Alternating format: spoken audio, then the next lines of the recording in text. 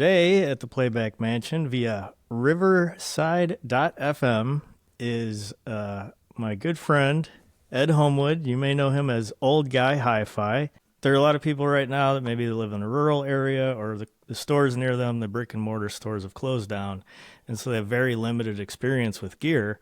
Uh, how would a person who really is fresh at getting into it predict what kind of gear they're going to like? That's a tough one because unless you have some previous experience with it, and you kind of have developed a taste. Maybe it was a system you had years ago and you got away from it because kids and wife and family and or spouse, all kind of got intervened, and now you've been listening on a sound bar and you want to do something different. It is Yeah. a real challenge. The tough thing is to understand what it is you're looking for in the sonic performance of any piece of gear. And I will say right up front, don't worry about specifications, wattage, the way it looks. None of that stuff matters if it doesn't sound good, right? So Yes. sound is the most important part of any piece of audio gear. And I am an advocate of source first. To me, the very first link of the chain needs to be the strongest, or, it's the old garbage in, garbage out kind of concept. And I will tell you that a moderate pair of speakers will scale immensely, and I do it all the time. I have a pair of pretty standard Wharfdale Diamond 12.4 tower speakers that I've run on $30,000 monoblock amplifiers, and guess what? They sounded absolutely wonderful, and they rose to the occasion.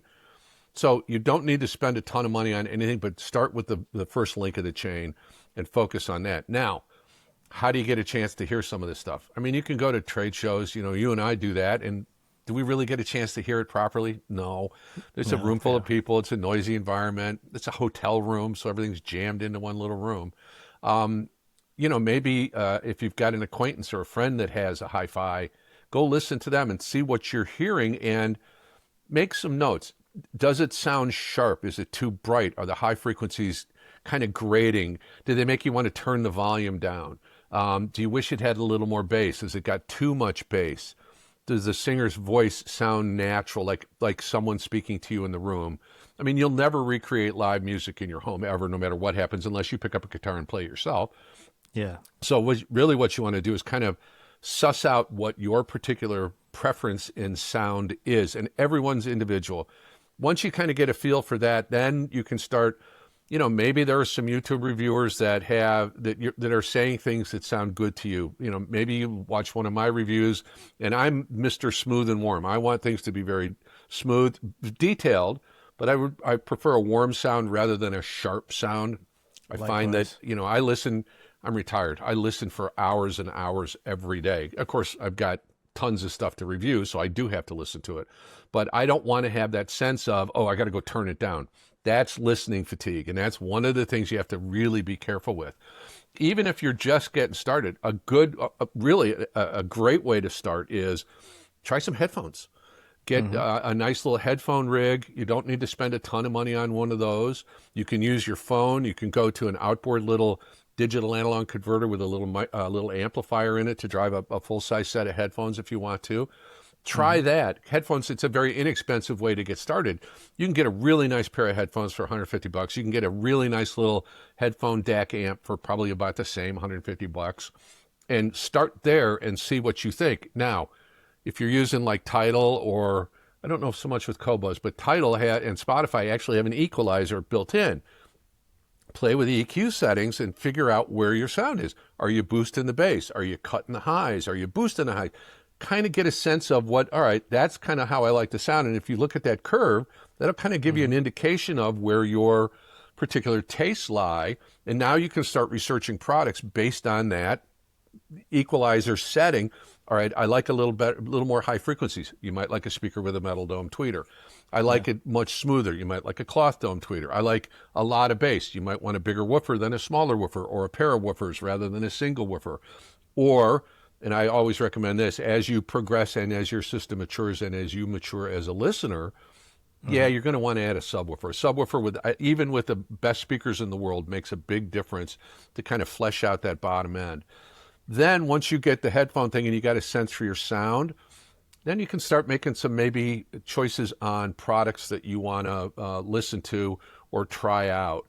You will find that most of, there's a lot of good stuff coming out of Asia these days, kind of in the what I call the fun-fi category.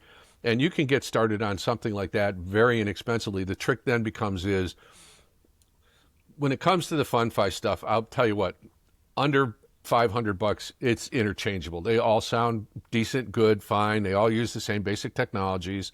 It is Asia incorporated after all, so everybody shares a lot of stuff. But there's a good way to start. You can get yourself a nice little, Class D integrated amplifier for $150. Add a nice little pair of bookshelf speakers for maybe a couple of $300. Get an integrated amplifier that's got a DAC built into it, and then stream from your PC, stream from your phone, stream from your tablet. You could do it via Bluetooth if you want to. That's a good way to get started. And then again, you can kind of discover what your sound is. If you are going to buy full-size equipment and really go into it, deal with a retailer that you have the option to return stuff.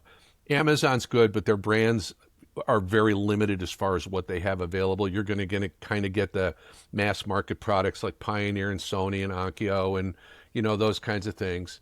Or deal with a direct manufacturer. Many manufacturers are doing the direct-to-consumer methodology, and that actually benefits you a lot because you're not paying a dealer markup, although a good dealer can be really valuable, especially if you're going to go really in full bore and you're going to spend a lot of money. Deal with a dealer. Don't deal with someone online. But make sure they got a good liberal return policy. Crutchfield's a great one.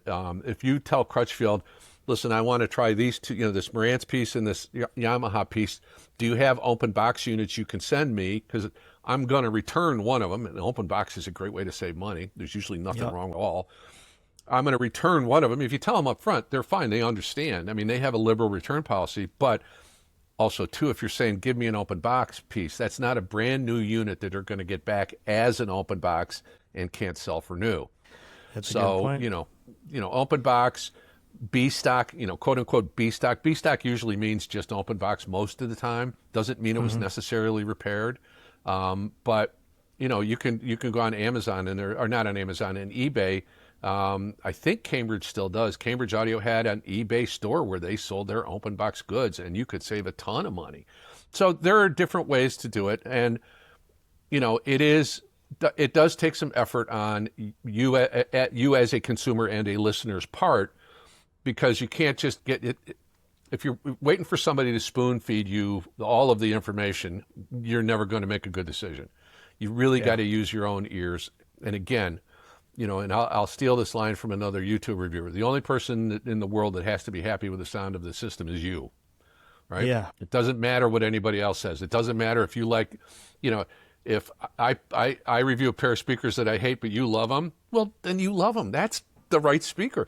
I always say the best speaker in the world is the one you like, period. It doesn't matter what anybody else thinks, maybe other than your spouse. Right, that's true. You have to make sure there that has to be some compromise. those big, giant, 6-foot-tall Magnapans are going to be okay in the family room. Yeah, right. Or they do you no good if you're forced to return them anyway. But you're touching on, listener fatigue and wanting to turn it down. And I'd encourage people if you're not listening to your stereo, then it's even if everybody online tells you it's the best thing since sliced bread, it's okay to return it. It's okay to move on. Don't force yourself to listen. You should feel drawn to listen. Like when you hear a new song, if you don't think, oh boy, I wonder what that sounds like at my house, then maybe you haven't quite gotten to that point yet with your stereo where you're actually looking forward to listening to it. And just you get tons of great information on the forums and on Facebook and YouTube, but like Ed was saying, it only matters if you enjoy it. And I have a background in psychology. The only way to really know about how you feel about something is to look at patterns of behavior over time. So if you notice yourself listening to the stereo after you buy a new component less than you did in the past, then maybe question that maybe that new component isn't as good as it was cut out to be.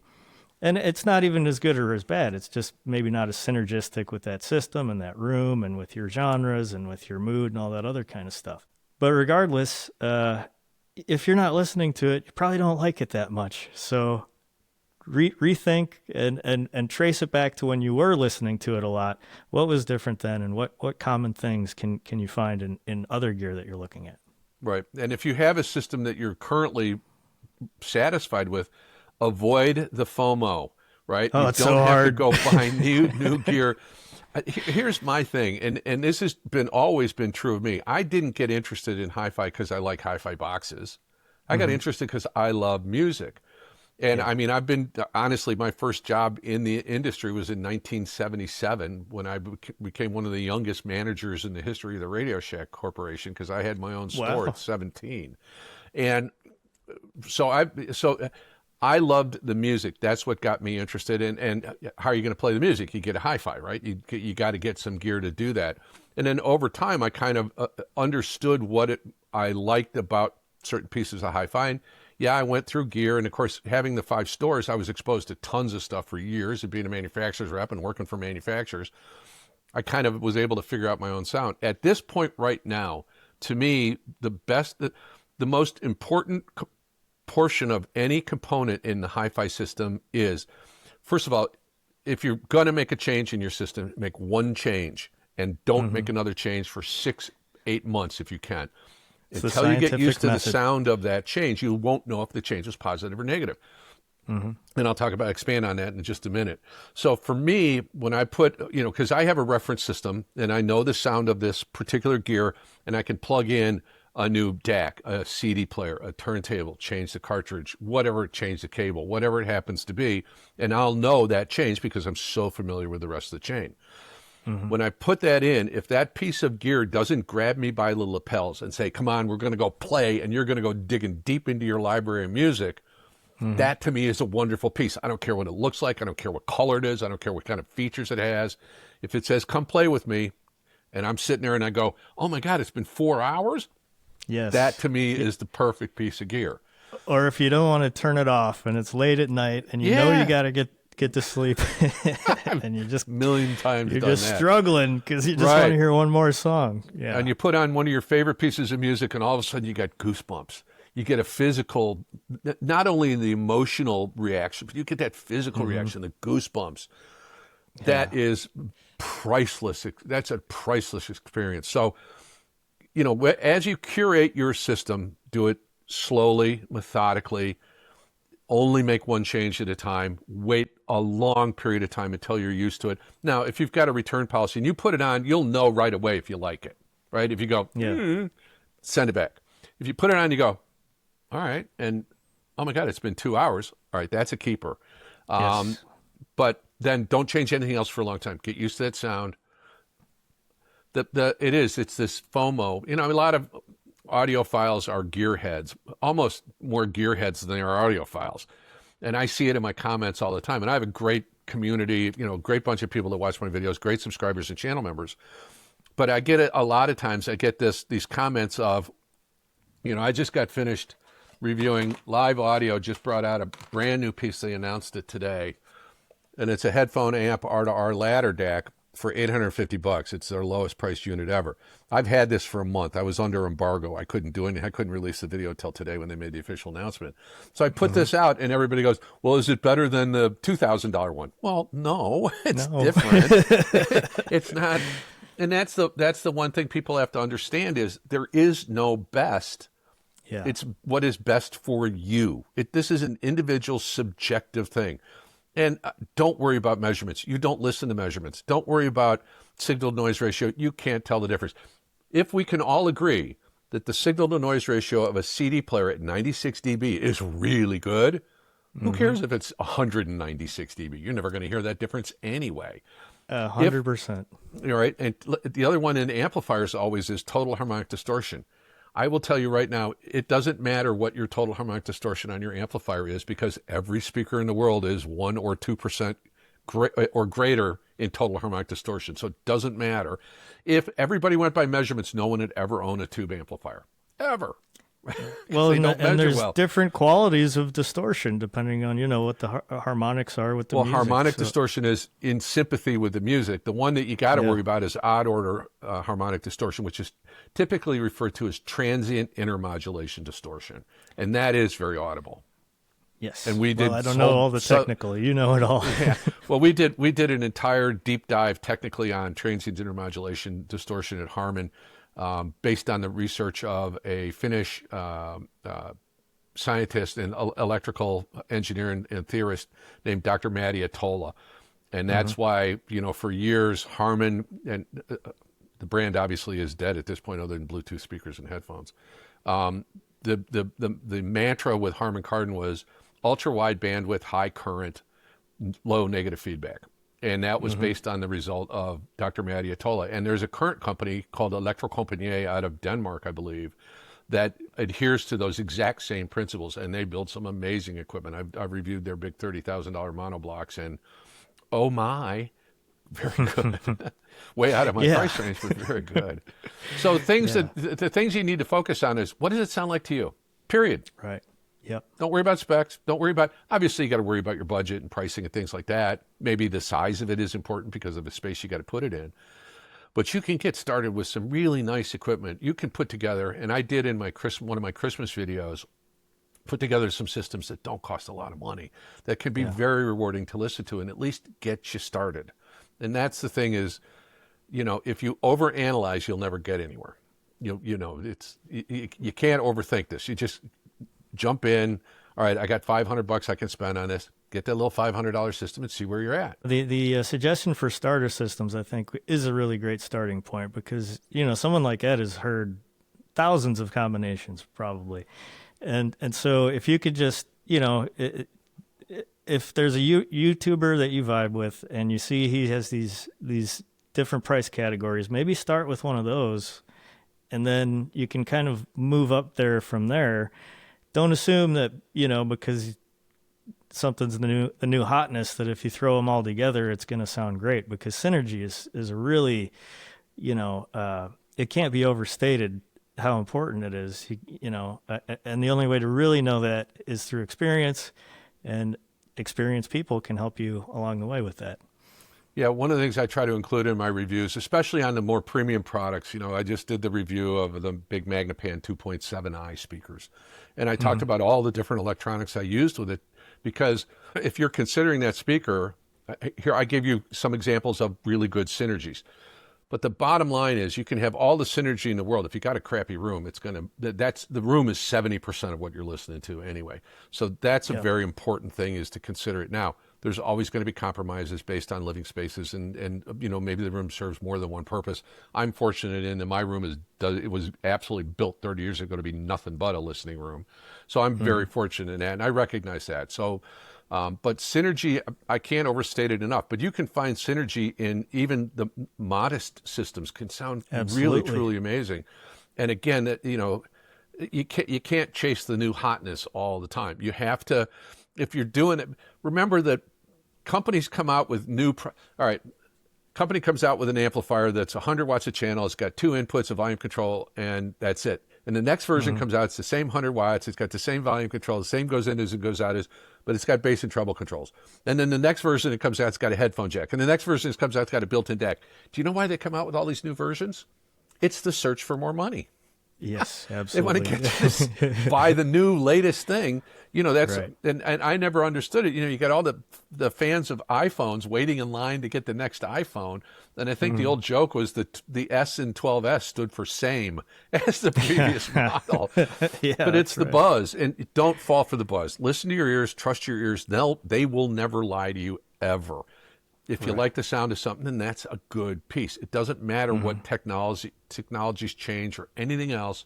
An audiophile isn't a guy that's got a big expensive hi-fi system, because I've seen systems where, when part of my territory was in the Middle East, you land, go to see somebody, and you walk through their garage with the Lamborghinis and the Ferraris and the Aston Martins and everything else, and you walk into this big giant room, and there's a stack of really, really expensive couple $100,000 of the hi-fi, and the guy goes, listen to this, and he cranks it up, turns it down, and then leaves. We go away. We go do something else because it's jewelry for them. Yeah. don't fall for that. Expensive is better. It is in many cases. Is a $10,000 receiver 10 times, or $10,000 amplifier 10 times better than $1,000 one? No, but it is better, and it's those increments of better. You have to place the value on those as the consumer. Yes, it's worth that extra money for me to get that little marginal additional performance, right? And obviously it depends on your budget, but you can settle in and have a really nice hi-fi.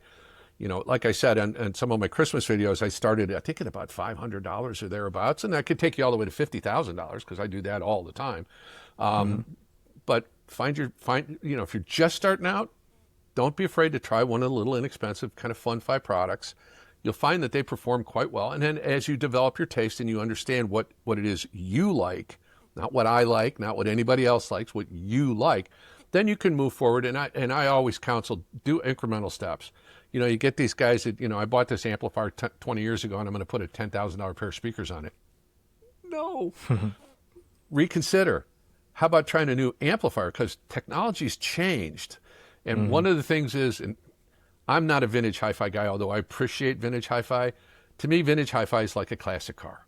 It's beautiful. They're wonderful. The designs are cool. They're nostalgic. They bring back great memories. You wouldn't want to drive one every day. That's a good analogy.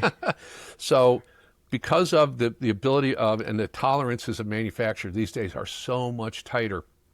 Back in the day in the 80s, because we had a service department at the stores, you'd go in and there would be components in the big Pioneer receiver that were plus or minus 10% tolerance. Well, nowadays in a receiver or an amplifier that costs the same, even with inflation, Yeah. the tolerances are plus or minus 1%. And you get into things like digital components, they're plus and minus 0.5%. So just those tolerances alone, the ability to figure out shorter signal paths, all kinds of other stuff, those are huge improvements in the sonic quality of a product. And it doesn't cost a lot of money, to make a PC board for a $2,000 amplifier and to make a PC board for a $1,000 amplifier, exactly the same cost. Honestly, it's an incremental difference. Because I've seen the manufacturer. I've been to Asia a zillion times and seen factories where this stuff is made. And you can have one thing made on one line that's going to go out the door at $500, and one thing made on the other line, and it's like there's not a lot of difference here, and this is going out the door at $1,500. So it is, again, you take your time, curate it, be sensitive to what it is you like. More than anything, be sensitive to what it is you like, and obviously what your budget allows. And it's not easy, but boy, is it rewarding when you get there. Even if it's a modest system and you go, oh my God, I want to listen more and more every day, then you hit you hit a home run with that one. Yeah, my first what I consider audiophile system, it was a little Hitachi, I think it was an HA12 amp, which was just this little, probably cost $100 new or something. And then I had these NHT Super Zero speakers hooked to it, and I was just running it off my laptop. And oh my gosh, I just couldn't believe these songs I was familiar with they just had so much more emotional intensity that I never experienced before. Right. And so, yeah, like you said, you don't have to spend a lot of money. I do want to vouch for vintage stuff real quick, specifically stuff from the 70s and stuff that was made in like the U.S. or Japan or Norway, these type of places. Because one of the great things about vintage technology is you can buy it used. I mean, it can be risky because it's not always in a great state of tune. So find a reputable seller. If you buy it used and you like it, you can keep it forever because it's easy to service that stuff because they don't have what's called surface mount devices. So you don't have to replace whole boards. You can just replace individual components. So essentially these things can last a lifetime. And the other upside is that you can resell it if it doesn't vibe with you for pretty close to what you bought it for. And then the final thing would be, style points. Unfortunately, the prices have gone up because it's kind of trendy to have vintage gear. But I will say that I've had very satisfying experiences listening to my vintage gear. Like I had this Luxman L400 or something that, sounds as good or better as many of my newer things. And the same thing with Sansui, Tandberg. There are a bunch of brands out there that, you might find audio bliss with, but, just keep all that in mind. I know it's a lot to throw at you. The vintage stuff is wonderful, and I own a bunch of vintage stuff. Mm-hmm. My thing with the right level of product, I mean, almost all of the stuff from Cambridge Audio, Advanced Paris, any of those, not Rotel, not NAD, not Pioneer, not Marantz, almost all those kind of more boutique-y brands, it's all through-hole technology on the circuit board. So from a repair standpoint, that means it's it'll just last as easy. forever. Yeah, it does. But I will tell you, and I've spoken to a number of engineers now, one of the advantages of SMT, or what they call surface mount technology, like on a motherboard on a computer, or they use surface mount technology on the circuit board on your cell phone, is that there are now, because of the proliferation of surface mount products, there are really high tolerance surface mount transistors, resistors, capacitors, all of those types of things. But I had an engineer tell me that in the preamp section, I can shorten the signal paths by 60% by using surface mount. And we're only talking about a max of, on a preamp at line level, 2 volts maybe. Right. And so at that point, it doesn't matter. In your amplifier, your output stage, that stuff, yeah, it's got to be through hole. It's got to be high current. It's got to be able to handle a lot of wattage and things like that. So it is becoming a blend these days. I mean, if you look at everything Shit Audio does, it's all surface mount technology. Maybe not their amplifiers. I'm not that familiar with them. But on DACs and things like that, surface mount's fine. That's all you're going to get anyway, because nobody's doing through hole on that stuff. Not anything that you can afford or I can afford. But if vintage floats your boat, go vintage. Absolutely. But also, too, you can get some modern stuff that's got a built-in DAC, got a really good phono preamps, got bass and treble controls, it's got Bluetooth, got a nice remote control, which a lot of vintage stuff lacks. So don't be afraid of either one, but you go listen. If it makes you smile, that's the right stuff. Period. That's a really great distinction you made about the preamp section, which is like your volume control, your equalizer, your bass your and DAC treble, kind of, switching inputs, yeah, all that stuff. I mean that I got my system over here, which it has the CX100 Cambridge streamer, and then that's run into like an Ellicott tube DAC, like a 300B. And so I think that's really a great way to synergize things. If you have the the modern digital front end, and then you get nice big beefy vintage or tube or whatever floats your boat, you can actually hide the digital aspect of it and then feed. And a lot of people do this. I don't know if they talk about it very much in videos. Feed a nice beefy vintage amp. And the one last thing I'll say is the only thing about room synergy that's kind of a rule of thumb is the bigger the room, the more wattage you're going to need to fill it with bass. The smaller the room, you can get away with much less. And also another thing to consider, with my old NHT speakers, I was living in an apartment, but I was sleeping on a mattress on the floor, so I could have those speakers, 2 feet from my head, and it was perfect. But those little NHT Super Zeros aren't going to fill a typical sized, living room or something like that. So there are some basic rules of thumb. My personal preference is 8-inch speakers are better, but everybody has different rules about that. I'm a big 8-inch two-way guy. And I've got a pair of Mission 770s in here right now, and that's in big I love 8-inch those two-way. speakers. Those are beautiful speakers and speakers on stage. But I agree with you. Give me like two 6-inch woofers, an 8-inch woofer. 10s, I'm not so sure of. They can be a little flabby. 12s can definitely overhang. 15s are way too much. If you're going to do that, do a subwoofer and do a sealed box subwoofer. If you're going to go big driver. But that's the other thing too, is you could get a moderate pair of speakers, and if you want to, there are some really good, bunch of companies making some really good, very compact subwoofers. The challenge with those is, where do you put them?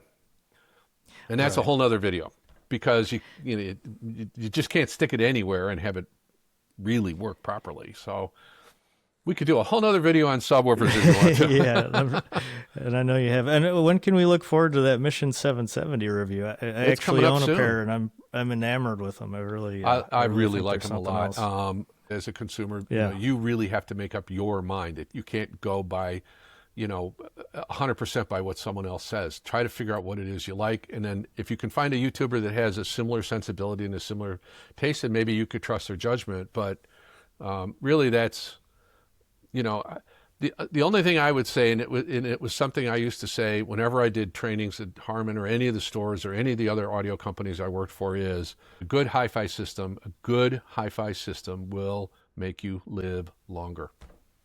And I Wow. promise you that's true.